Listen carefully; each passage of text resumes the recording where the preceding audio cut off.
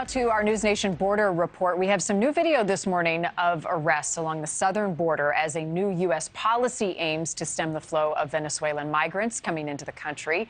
The policy allows 24,000 Venezuelan migrants to enter the U.S. legally only if they fly. This is not if they walk across the border.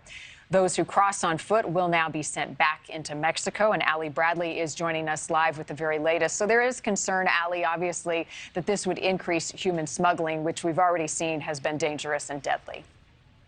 Yeah, Marnie, you're exactly right. And with Venezuelan migrants, customarily, they've been allowed to come in, claim asylum, and for the most part, they've been released and able to stay and continue their journey in the U.S.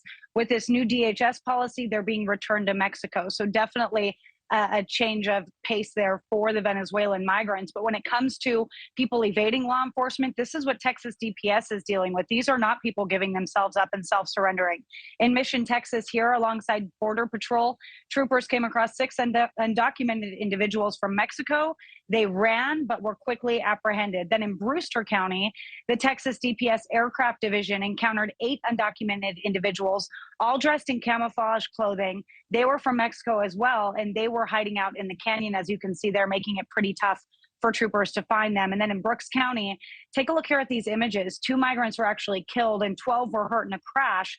This involved a human smuggler. DPS says this smuggler ran away from the scene after this crash happened. Now, with this new DHS announcement sending Venezuelan migrants back to Mexico, the agency is adding more resources to combat human smuggling, as there are some fears from DHS, from Border Patrol, and from troopers that more migrants will be putting themselves in the hands of these dangerous smugglers and ultimately trying to evade law enforcement. And then in Yuma, Arizona, when I spoke with Border Patrol agents there, Marnie, they tell me that they can actually are directed to send back 200 Venezuelan migrants each day. And what they're fearful of is that the cartel might catch on to this new policy and might send over bigger groups of Venezuelan migrants. Say they send over 400 people, hoping that maybe 50% of that group will be able to stay. So something Border Patrol is certainly watching for as well, Marnie. All right, and we'll be watching as well. Ali Bradley, thank you. Thank you for watching. Go to newsnationnow.com to find NewsNation on your television provider. And don't forget to click the red subscribe button below to get more of NewsNation's fact-driven, unbiased coverage.